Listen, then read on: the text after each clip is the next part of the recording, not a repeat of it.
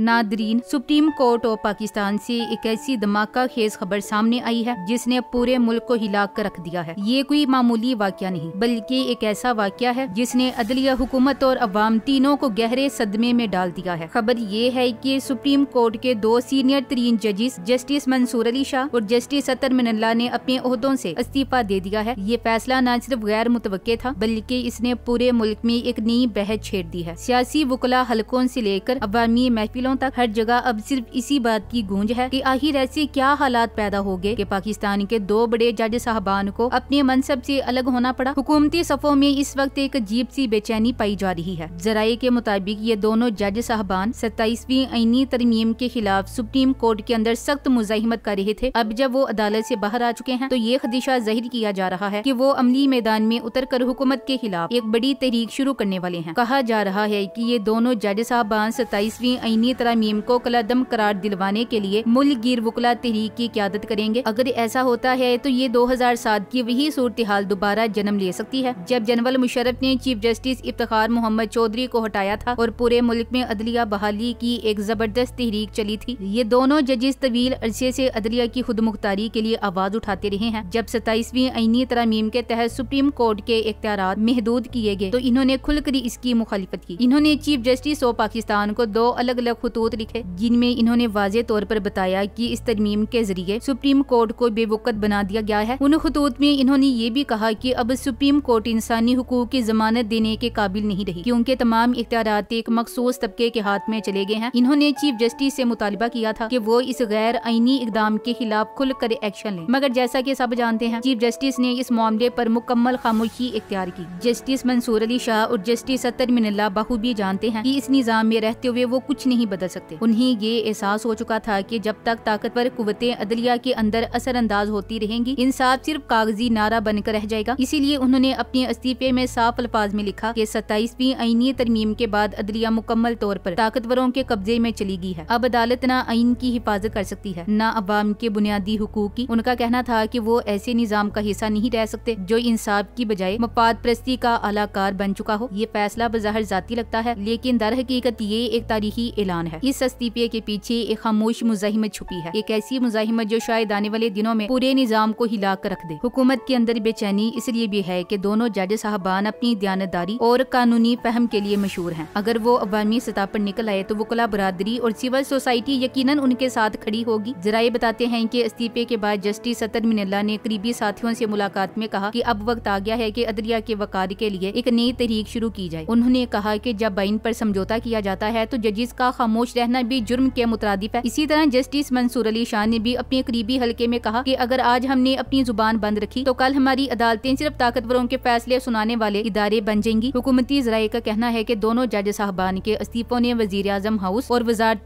कानून में खलबली मचा दी है। मुख्तलिफ इजलासों में ये बहस हो रही है कि अगर ये दोनों जज साहबान वाकई वकला तहरीक का हिस्सा बन गए तो सूरत हाल हुकूमत के हाथ से निकल सकती है क्योंकि अवाम पहले ही महंगाई, नाइंसाफी और सियासी अदम इस्तेहकाम से तंग आ चुके हैं। ऐसे में अगर अदलिया के साबिक जज खुद मैदान में आ गए तो अवामी हिमायत उनके पीछे जमा हो सकती है। 27वीं आईनी तरमीम शुरू से ही मुतनाज़ा रही है। इस तरमीम के जरिए सुप्रीम कोर्ट के अंदर जजिस की तैनाती के तरीकेकार में तब्दीली की गई और बाद इख्तियारात कमेटी के स्पुर्द कर दिए गए जिस पर ये इल्जाम लगता रहा कि वो मखसूस हलकों के ज़ेरे असर है। बहुत से माहिरीन कानून ने पहले ही खबरदार किया था कि ये तरमीम अदलिया की आज़ादी को खत्म कर देगी, मगर उस वक्त हुकूमत ने तमाम मुखालिफतों को नजरअंदाज करके ये तरमीम मंजूर कर ली। अब इसके नताइज सबके सामने हैं। जस्टिस मंसूर अली शाह और जस्टिस अतर मिनल्ला के इस्तीफों ने एक नए बाब का आगाज कर दिया है। अगरचे अभी तक दोनों ने अवामी तौर पर कोई बयान नहीं दिया लेकिन उनके करीबी जराये के मुताबिक वो किसी बड़ी इकदाम की तैयारी में है। इम्कान है कि आने वाले हफ्तों में वो इस्लामाबाद में एक प्रेस कॉन्फ्रेंस करेंगे जिसमें वो अपने इस्तीफे की तफसीलात और आइंदा के लाया अमल का ऐलान करेंगे। उन्हीं के बयान से मुल्क की सियासी फिजा मजीद गर्मा सकती है। ये बात दुरुस्त है कि तारीख हमेशा उन लोगों को याद रखती है जो ताकत के सामने डट जाते हैं। ये दोनों जज साहबान अब इसी रास्ते पर गामजन हैं। जैसे इफ्तिखार चौधरी ने एक फौजी आमर के खिलाफ आवाज उठाई थी वैसे ही ये दोनों जज अब एक सियासी हुकूमत और ताकतवर हलकों के खिलाफ खड़े होने जा रहे हैं। फर्क सिर्फ ये है कि इस बार लड़ाई किसी एक डिक्टेटर के खिलाफ नहीं बल्कि पूरे निजाम के खिलाफ है। पाकिस्तान के अदालती निजाम में इस वक्त एक खला पैदा हो गया है। अवाम में ये एहसास गहरा होता जा रहा है कि इंसाफ अब सिर्फ ताकतवर के लिए है। ऐसे में अगर कुछ लोग अदलिया की साख बहाल करने के लिए कदम उठा रहे हैं तो ये मुल्क के मुस्तकबिल के लिए उम्मीद की किरण दुश्मन बन सकता है, लेकिन ये भी हकीकत है कि ताकतवर कुव्वतें आसानी से अपनी गिरफ्त नहीं छोड़ती। इन दोनों जज साहबान के खिलाफ किरदार कुशी की मुहिम शुरू हो सकती है। उन पर मुख्तलिफ इल्जामात लगाए जा सकते हैं ताकि उनकी साख को नुकसान पहुंचाया जा सके। फिर भी ये बात तय है कि उनके इस्तीफे ने खामोशी तोड़ दी है। एक नई तहरीक और एक नया अज़्म पैदा हो गया है। ये दोनों जज बदलिया की आजादी के इस सफर के नए किरदार बन चुके हैं और उनका ये कदम आने वाली नस्लों के लिए एक मिसाल के तौर पर याद रखा जाएगा। शायद आने वाले दिनों में तारीख ये लिखे कि जब सब खामोश थे तो दो जजों ने सच बोलने की हिम्मत की थी। नाज़रीन, पाकिस्तान में इस वक्त एक नया दौर शुरू होने वाला है। हालात तेजी से बदल रहे हैं, फिजा में एक बेचैनी सी महसूस हो रही है और ऐसा लगता है कि इनकलाब का वक्त बहुत करीब आ चुका है। अब इस इनकलाब को कोई नहीं रोक सकता, क्योंकि इस बार बात की सियाम एहतजाज या तहरीक की नहीं, बल्कि खुद सुप्रीम कोर्ट के सीनियर तरीन जजिस के मैदान में उतरने की है। जब अदलिया के वो जजिस जिन्होंने सारी जिंदगी इंसाफ की सरबुलंदी के लिए काम किया खुद इस निजाम के खिलाफ खड़े हों तो फिर तारीख बदलती है। जस्टिस मंसूर अली शाह और जस्टिस अतर मिनल्ला के इस्तीफे ने पाकिस्तान की सियासत और अदालती निजाम दोनों में जलजला पैदा कर दिया है। अब जब वो अदालत के अंदर से बाहर निकल कर अवामी मैदान में कदम रखेंगे तो उनके पीछे मुल्क भर के वकला खड़े होंगे। वही वकला जिनके सियाह कोट माजी में आमरीत के खिलाफ मुजाहमत की अलामत बने थे, अब दोबारा वही मंजर दोहराया जाएगा। इस बार भी वकला, बार्ड्स, कानूनी तंजीमें और इंसाफ पर यकीन रखने वाले तमाम लोग इन दो जज साहबान के साथ सबस्ता नजर आएंगे। मुशर्रफ दौरी के तरीके बहाली अदलिया हमें याद है। उस वक्त भी जब चीफ जस्टिस इफ्तिखार मोहम्मद चौधरी ने डिक्टेटर के सामने सर झुकाने से इनकार किया था तो पूरा मुल्क उनके साथ खड़ा हो गया था। गली गली, कूचा कूचा कानूनी की बालादस्ती के नारे लग रहे थे, वकला के जुलूस निकल रहे थे, पुलिस के लाठी चार्ज के बावजूद वो पीछे नहीं हटे थे। अब एक बार फिर वही मंजर दोहराया जाने वाला है। फर्क सिर्फ इतना है कि इस बार मुजाहिमत का दायरा और वसी होगा, क्योंकि अवाम में पहले से ज्यादा शऊर है और अदलिया के खिलाफ होने वाली साजिशें सबके सामने आ चुकी हैं। जब सुप्रीम कोर्ट के जजेस खुद मैदान में उतरते हैं तो फिर किसी के पास इनकार का रास्ता नहीं बचता। वकला रहनुमाओं के लिए ये मुमकिन ही नहीं होता कि वो खामोश रहें। वो जानते हैं कि अदलिया की आजादी ही उनके पेशे की बुनियाद है। अगर अदालत आजाद नहीं तो इंसाफ भी आजाद नहीं। इसलिए जैसे ही जस्टिस मंसूर अली शाह और जस्टिस अतर मिनल्ला ने इस्तीफा दिया, वकला बरादरी के अंदर एक नया जोश पैदा हो गया। मुख्तलिफ शहरों की बार एसोसिएशंस में इजलास हो रहे हैं, करारदादें पास की जा रही हैं और वकला खुलकर ये कह रहे हैं कि वो अदलिया की आजादी के लिए एक बार फिर सड़कों पर निकलने को तैयार हैं। हुकूमत ने इन दोनों जज साहबान से टक्कर लेकर खुद अपने लिए मुश्किलात पैदा कर ली हैं। उन्हें लगा कि अगर वो सुप्रीम कोर्ट के अंदर ही इन दोनों को नजरअंदाज कर देंगे तो इनकी मुजाहिमत खत्म हो जाएगी, लेकिन हुआ इसके बरक्स। जब सुप्रीम कोर्ट के अंदर इन जज साहबान की आवाज दबाने की कोशिश की गई तो इन्होंने खामोश रहने की बजाय वो फैसला किया जो तारीख में हमेशा याद रखा जाएगा। इन्होंने उस निजाम का हिस्सा बनने से इनकार कर दिया जो इंसाफ को ताकत के ताबे कर रहा था। उन्होंने कहा कि वो ऐसी अदालत का हिस्सा नहीं रह सकते जहाँ फैसले इंसाफ की बजाय ताकतवरों की मर्जी से लिखे जाते हों। Thanks for watching. Allah Hafiz.